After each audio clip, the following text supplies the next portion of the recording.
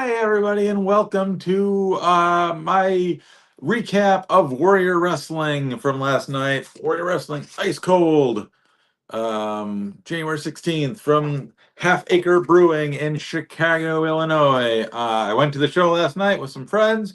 I got back at pretty late because the roads were not fun coming back home. It was snowing down in Milwaukee, and the roads were just, it was like that. The roads were not taken care of. There's like an inch of snow on the ground. It was just, you're just driving in people's tire tracks and hoping that you're still on the road kind of thing. But yeah, so I got back home late and I was like, I'm got inspiration. I'm still gonna do one of these. And I was so tired that I didn't know what I was doing and I turned off the microphone, so it wasn't recording any audio at all. And I got about 12 minutes in before I realized that, and I'm like, well, I guess I'll try it again tomorrow. So here I am. That part doesn't matter, but it's just a fun little backstory. Anyway, I went to the show, and as you can see by the scribbles on it, I met Bandido at the show, which was a big reason why I wanted to go. They announced at the show prior to this, which I didn't go to because I was actually at ROH watching Bandido wrestle pretty much at the same time that I found out about this show that was going on.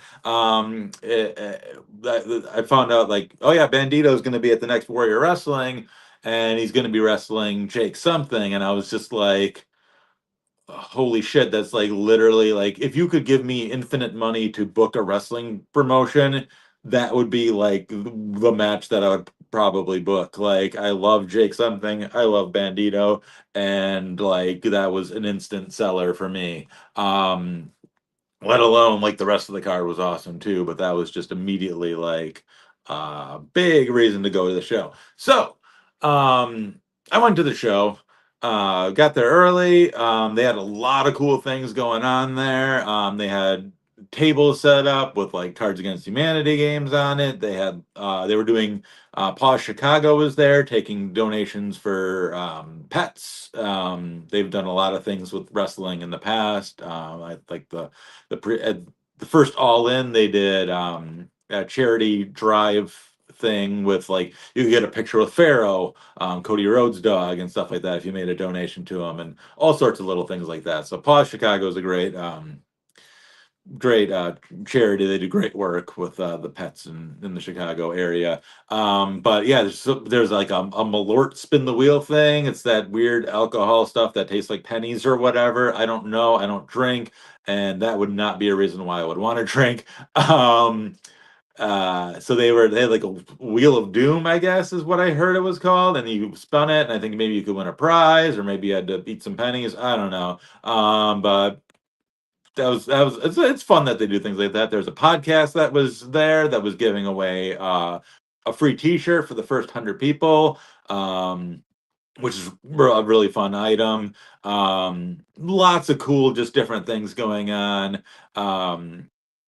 They even did a costume contest before the show, which was cool. There's a girl named Ashley. She's at and cosplay on the social medias. She was partnered with them and they did a cosplay contest. I thought about entering and doing my Orange Cassidy thing because I can't do anything else. And I pulled that one off pretty well, I think.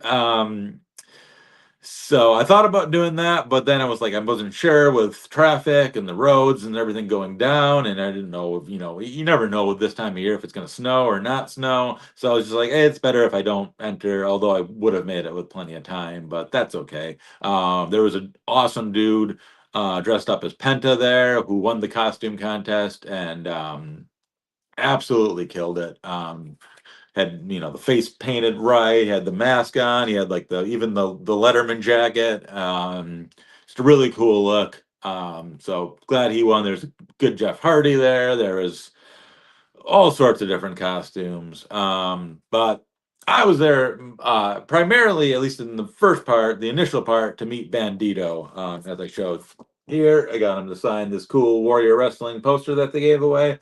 I thought about having everybody that's on the poster sign it, but I wasn't sure because sometimes they do posters that have like everybody on the show on it. Sometimes they don't, and I wasn't sure what the poster was going to be like, and I didn't pre-buy all the photo or all the meet and greets and everything.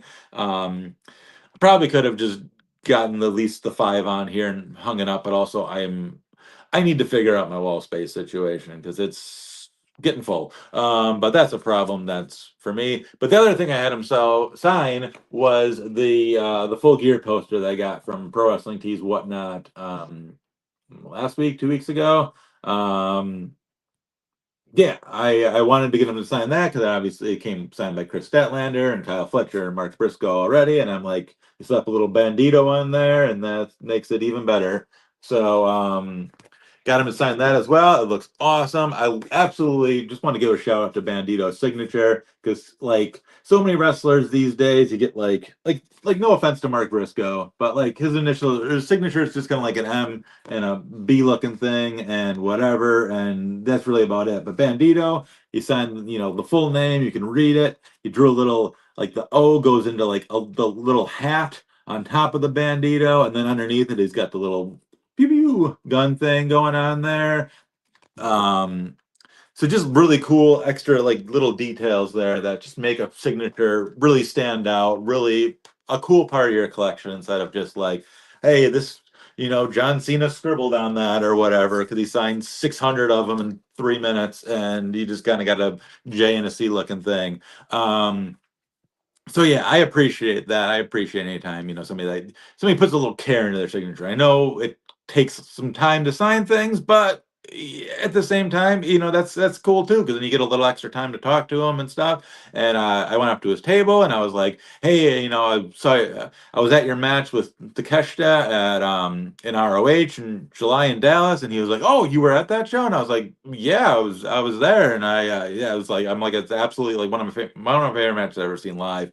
And he was like, "Oh, that's so cool." And I'm like, "Yeah, I've actually like, well, I've been to the last 7 AEW pay-per-views. I love the company." He's like, he was kind of blown away by that, which is kind of, I guess, impressive. I don't know. I'm weird. But yeah, so he was blown away by that. He was like, "Oh, that's awesome. Like, thanks for being such a great fan." And I'm like, "Well, thanks for being such a great wrestler because you fucking rule." Like, and just a really fun overall interaction. And then he saw the shirt that I was wearing, which let me do. Put this picture up here. So I was wearing the new Brodito, like they did a long sleeve version of the shirt, which I bought and showed on here recently. And he was like, "Yeah, I'm wearing the same shirt too," and like pulled up his hoodie, and he's like, "We should take a picture like this." So it was really cute. So we got a couple pictures like that. And then he gave me the ROH championship belt to hold for a picture, as he was doing with a lot of people. So we got a picture of holding the ROH championship belt, a little serious face with the finger blaster action, and then a little smiling pictures there, just because I thought it'd be cool to kind of switch it up there. So yeah, met Bandito, super cool dude. I cannot recommend meeting Bandito enough. So if you have an opportunity, do it. Obviously, but yeah, just really cool dude and great. Sometimes you never know with these things. I'm kind of awkward. It doesn't help the situation that I am, but it was a great experience and highly recommend that. On to the show. I'll kind of run through the show, run through the matches that happened, kind of talk about some of the results. I won't get too into the weeds on things. I'll be honest, I'm going to say a lot of the matches were really good because, when it comes down to a show like this, you're not expecting like a 45-minute battle between people. You just want a good, fun wrestling match that gets the crowd involved. And that's kind of what Warrior Wrestling does. The matches, like I said, they were all good. They were all a lot of them were just a lot of fun too, and that's exactly what you want out of an independent wrestling company is just a good fun show. So the first match, oh, this was in the bathroom, by the way. I thought this was pretty funny as well. So it says, so is this a big show? So is it a big show or a hornswoggle in tiny font? So that was something that to look at while you were in the urinal. So that was like just little things like that make that company go the extra mile, that they put like a silly sign above the back.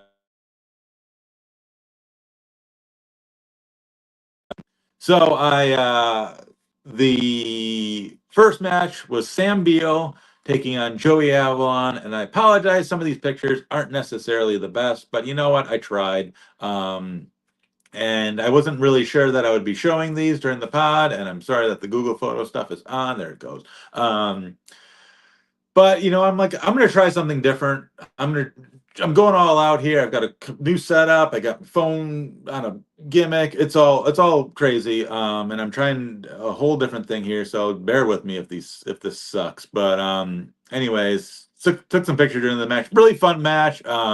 Joey Avalon came out with Sierra, and of course Sierra. They were playing the bad guys, and they were billing themselves from Green Bay, which I believe Joey Avalon is from Green Bay. And then when Sierra wrestled in the next match, they announced her being from Milwaukee, but by the way of Green Bay, Wisconsin, getting all that Green Bay, Chicago heat. Of course, it would have been better getting heat if the Packers had won that game instead of lost it, but that's out of people. That's not in their control. And either way, Bears fans will always hate Packers fans, so it's a good way to get heat. So yeah, Sam Beal, really fun wrestler. He opened up the show in Milwaukee as well, and he is just a great guy to get the crowd into it. His gimmick is kind of like uh party Sandman, I guess, is a way of describing it. As he comes out, drinks beers, has fun with the crowd, and just it's just a lot of fun, and he's a great way to get the crowd into it. He throws beers to people in the crowd, hands out beers to people in the crowd. Like, it's kind of his gimmick, and it works really well especially when they're running breweries, because hey, they're hawking product on top of it. So, really, just a really fun match overall. The crowd was super into it, which is great too, because Joey Avalon just got a lot of heat off the bat. Sam Beal is just the ultimate baby face in that promotion. Just, you couldn't have asked for like a better character to be, like your your show opener that just ties into everything that you want your show to be. So yeah, really good match. Sam Beal ended up winning it, and yeah, just solid overall. The next match was for the Warrior Wrestling Women's Championship, which was Sierra versus the champion Tootie Lynn. And another really solid match. Didn't take a lot of pictures here. Um, on the shorter side, but I mean, it was a very good length for the match that it needed to be. A lot of fun. The crowd got a little bit cooled down off the first match into this match, just because the first match was there's a lot of heat going on. People do not like Joey Avalon. I like Joey Avalon, but that's me. Um, so yeah, Tootie Lynn won the match, retained the title. Just solid overall. The next match, Lance Archer took on Ben Bishop in the battle of really tall dudes. Um, uh, Ben Bishop is, of course, 6'12". Lance Archer is like a solid 6'7". Sorry, my wife hates me for doing that. But they're standing off, so as you can see, Ben Bishop is a little bit taller there, and uh, fun brawl between the two big men. They kind of brawled outside the ring a little bit. They brought in some. The one thing when Lance Archer came out, I was like, oh man, I was really hoping, because they had like extras that help set up the ring and stuff for him, and I was like, oh man, I really wish Lance Archer would have like brought out one of the young boys and like beat him up and stuff like that. Well, it turns out they were saving that spot for like the second part of the match. So they brought out one guy, and then Lance Archer like basically just threw him at Ben Bishop, and then another guy came out and checked on him, and then Lance Archer grabbed him and choke slammed him, and then they basically had a choke slam off on this guy for a few minutes, and seeing who could do the better choke slam, and yeah, just a fun match. It wasn't a super serious match. It wasn't a wrestle thon between Ben Bishop and Lance Archer, but it was everything that you wanted a match between these two big fucking dudes to be. That picture sideways. There's Lance Archer touching the ceiling. And then he hit his finisher on Ben Bishop to win the match. Oh, hey, I got a video. Is that working? I think that's working. Boom. dropped him down, hit the finisher, got the 1, 2, 3. Lance Archer won the match. Yeah, just another really just fun, good match that worked really well. The crowd was into it, and everything you could possibly want out of that match there. The next match was one that I was personally ecstatic for. I love Mad Dog Connolly. I'm fairly new to being a follower of his. Saw him at Dean 2 in Arizona. Um, in a dog collar match against Adam Priest, and just absolutely loved everything that he does. I think he's one of the most brilliant wrestlers because he's got a shtick, which I love me a good shtick. I love me a guy that's just like, hey, I'm gonna specialize in a match, and that's what I like. I'm gonna build a feud with somebody, and we're gonna do my type of match. We're gonna do a dog collar match, and I love that kind of thing, and I love it's a really fun gimmick, and he works the dog collar into different situations, and he'll bring it out and use it as a weapon if it's not a dog collar match or whatever. Just a lot going on with him. Really interesting dude, really good wrestler, and just the one thing that I said to my friend um during the match was I just love how real Mad Dog Connolly's matches look. Sometimes in wrestling, things get a little, flippy floppy, scripted. You can kind of tell, like, hey, they're setting up spots or whatever. Mad Dog Connolly's matches, especially this one against Timothy Thatcher, which was excellent.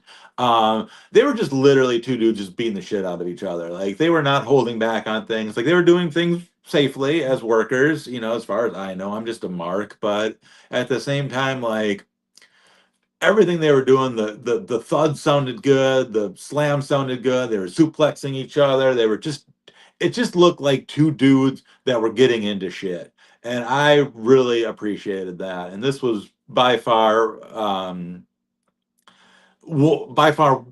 say my second favorite match, just because obviously the main event was my favorite match, but this was my second favorite match, just because I loved watching these two dudes work. The match ended in a draw because the ref tried to break up them fighting, and it's a pretty typical Mad Dog Connolly finish, but that's okay. They're just fighting, and they didn't want to stop fighting, and the ref was trying to make them stop, so they started to push the ref out of the way, and the ref called for just a draw on the match because both guys were kind of taking turns taking care of the ref. And then, of course, Mad Dog went to the back, but he came back and he was carrying the dog collar. And one could assume at that time that, like, all right, well, we're getting into it. Maybe we're gonna get a dog collar match between the two. And spoiler alert, they announced a little bit later on the show they're doing a show in March at Logan Square.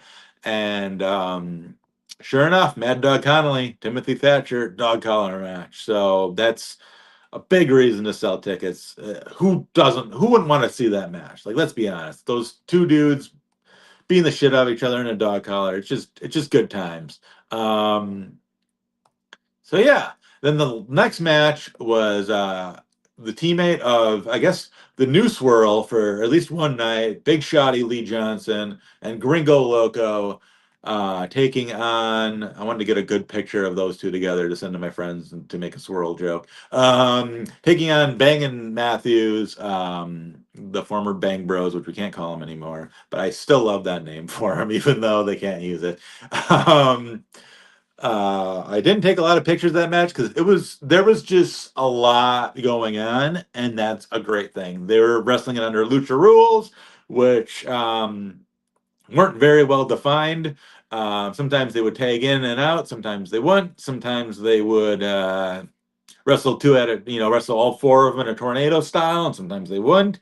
The match, it was very fast paced. Some of the spots didn't go exactly as they would have hoped. The referee had a weird, questionable 3 count where it looked like she hit the mat 3 times, and then they kicked out, and the match kept going. But her count was 1, 2, but she did already hit the mat 1 time. Kind of a confusing moment. The crowd got into it. The ref, to give her credit, she played it off very well, and flipped off the crowd for booing her, which was kind of a fun touch. You don't really see the ref acknowledging the crowd all that much, but she did, and that made for a good moment. Um, Gringo Loco and Big Shotty Lee Johnson won the match, as one would expect, but Gringo Loco put Davy Bang, August Matthews over after the match, which was well deserved. On a night where Alec Price and Jordan Oliver were announced as being signed to AEW at the Limitless Wrestling show, I could see, Gringo was saying that it's only a matter of time before Bang and Matthews get on TV somewhere, and I wholeheartedly agree with that. I could see them having a big 2026 on the indie scene and probably being somewhere on a bigger platform coming up in the next, either this year or next year or some point in the near future. Both of those two dudes really good. Their finisher, the Spears Tower, is always breathtaking every time I see it. And yeah, I great match, really fun match, and Gringo Loco and Big Shotty, uh, all four of these dudes fucking ruled. So that was good times. They did an intermission after this, and then after intermission, we got the Joey Janela versus Trevor Outlaw match, which I forgot I had brought these out to display during the thing because I like having my toys here, and it's kind of a collectibles podcast, but kind of a wrestling podcast, and it's not even a podcast; it's a YouTube thing. It's just me blabbling about wrestling stuff, and so I brought my little Joey Janela out here. There he is. Woo. Um, so yeah, Joey Janela took on Trevor Outlaw. Trevor Outlaw is a mainstay in the Chicago region. Worked a lot of the other Warrior Wrestling shows as well. And Joey Janela at one point did a big jumping leg drop thing and paid tribute to Sabu, which was a good moment. And I'm glad I got that on photo there. There was a spot during the match. It was a little callback. We'll see if the video actually loads here. A callback. So years ago, when Trevor Outlaw was just a wee young boy, during, I believe it was a Robert Anthony entrance. At one of the indie shows, I can't remember which one it was. Trevor Alla was supposed to shoot one of the party poppers into the air, but shot it into his nether regions. And Joey Janela paid tribute to that spot by setting him up, in the Shattered Dream style to shoot the party popper at his junk, but then shot himself in the junk in the process. Really fun spot, and yeah, and then Joey had a second party popper, and then that one he managed to shoot into Trevor Outlaw's junk, as you can see in the video over here. So that one, just a fun little spot there with the party poppers and whatnot. A fun little tribute back to that. Yeah, another really just fun match. Maybe a scooch too long, but again, who am I to nitpick these sorts of things? It was overall just a really fun match though between those two, and I enjoyed that quite a bit. After that, I believe that's when the Frank the Clown segment happened. I can't remember if it happened after this match or whatever, but we'll talk about it. Mr. Warrior Wrestling, as he bills himself, Frank the Clown came out. This fucking guy, and he came out and cut a promo because, hey, they're in Chicago. He's from Chicago. And he was talking about the Bears and the Bears being in the playoffs. But if you know anything about Frank the Clown, you know that he's a shithead. And underneath his suit, this obnoxious suit that he was wearing a Los Angeles Rams Matthew Stafford jersey. He is a Rams fan. I do remember seeing that online back in the day when I saw his post. I don't really see them anymore. I don't know how I saw them. I don't know, but whatever. It doesn't matter. But yes, of course, he had to be the bad guy wearing the Rams stuff, and got a lot of heat because of that. Kept putting down Chicago, and then the ring announcer Kirby Alexander popped him one right in the kisser. So that was good to see because Fuck that guy. And then the next match was Janai Kai taking on. It was supposed to be Rachel Armstrong. She couldn't make the show because of a family situation, which is unfortunate. Hopefully everything is okay there. But she got replaced by, I believe her name is Davina Ford. If it's not, I apologize. That's just kind of what the ring announcer sounded like she said. I tried looking it up to see like the find her like Instagram or Twitter or something, and I couldn't find anything. Or so I'm not sure if that's right. If it's wrong, please correct me in the comments because I want to get it noted for my log that I keep of wrestling stuff. But yeah, Janai Kai took on Davina Ford, and my only complaint on the night was the night was already getting kind of late because the show was supposed to be over roughly around 10:30, and there by this point it was like 11 o'clock. And I'll give credit; it was a good match. Davina Ford got a lot of action in. I kind of wouldn't have minded just a complete squash in this case. Like Davina Ford's not really an established person. You could kind of get her gimmick over as they did at the beginning of the match. But I kind of wish Janai Kai just would have kicked the shit out of her and just beat her in a faster fashion. But she definitely let Davina get her stuff in, and it was a good back and forth match. But I feel like Janai Kai has kind of established herself to the point where like she could have easily just made this a squash and won in a much simpler fashion. But you know what?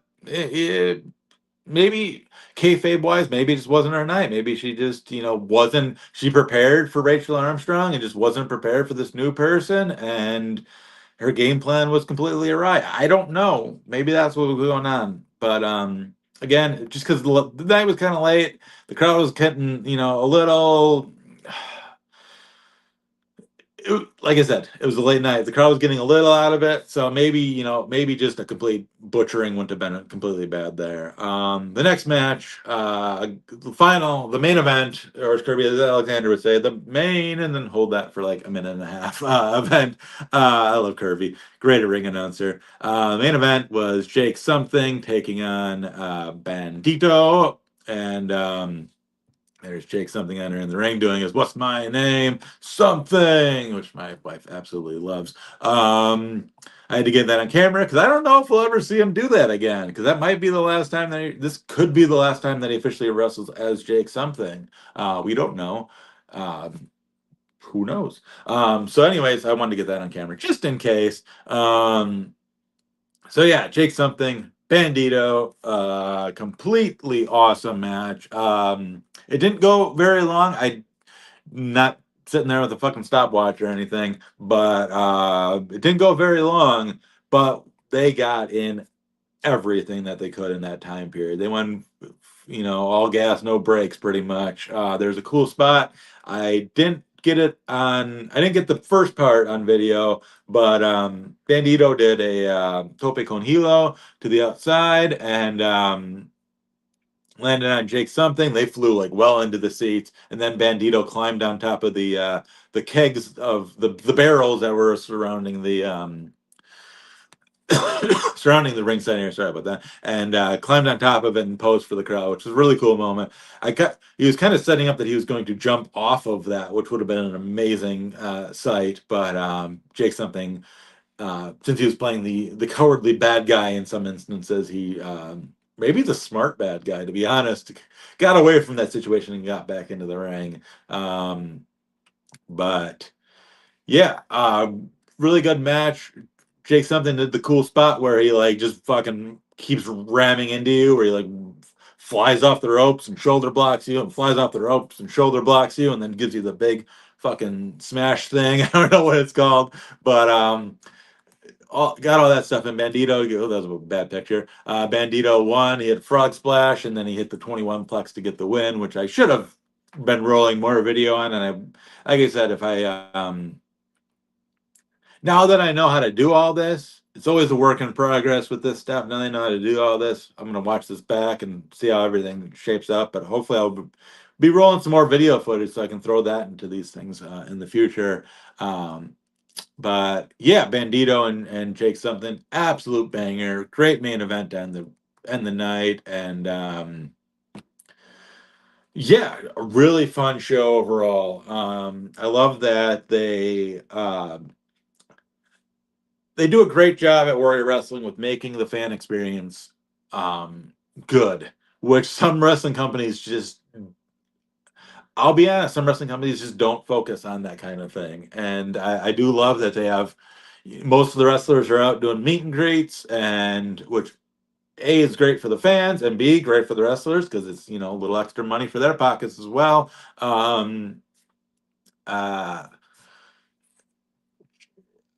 Everything about it is fun. They really do put a focus on, just creating a great fan experience from, they open up doors early, which a lot of indie shows don't do, to try to get you in. They get you, and that helps them out too, because like at the building that, they sell more drinks, they sell more food.